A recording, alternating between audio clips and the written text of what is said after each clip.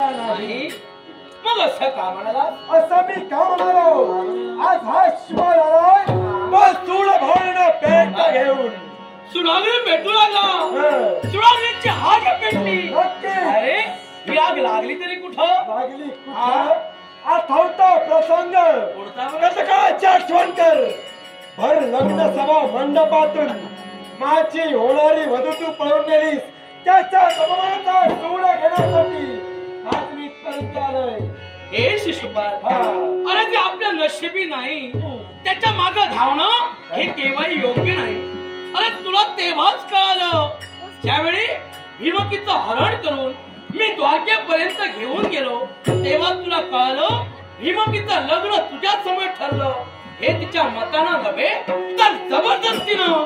कारण रुक्मिणीनं स्वतःच्या मोठेपणासाठी पित्याच्या विरोधात जाऊन अगदी भगिनीची संमती नसताना सक्तीचं जोखड तिच्यावर ठेविलं. हा सारा प्रकार अगदी द्वारकेस उघडकीस आला.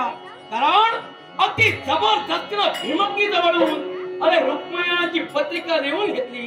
ती पत्रिका अगदी द्वारकेच्या राजप्रसादी बलराम दादांच्या उपस्थितीत नारद मुनीच्या साक्षीनं तुला दाखविण्यात आली. त्याच्यावर सरळ उल्लेख होता शिशुपाल नवरा पण भीमकी न वरी. म्हणजे तुला ती वरणार नाही. तेव्हा तू ऐकलं नाही.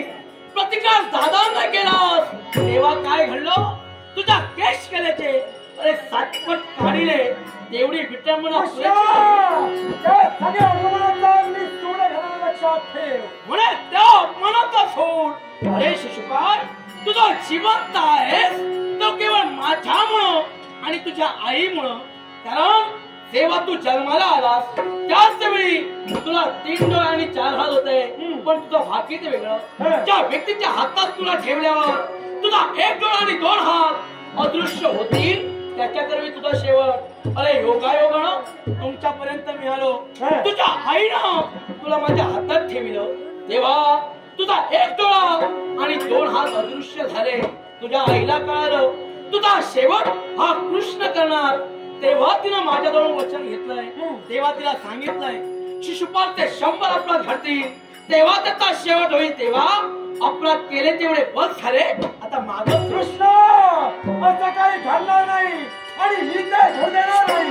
आज आलोय तो होईल म्हणून तुझ्या समोर. अरे असं म्हणता म्हणता 19 अपराध आतापर्यंत केलेस. हा 20वा अपराध. मग नाईलाज मला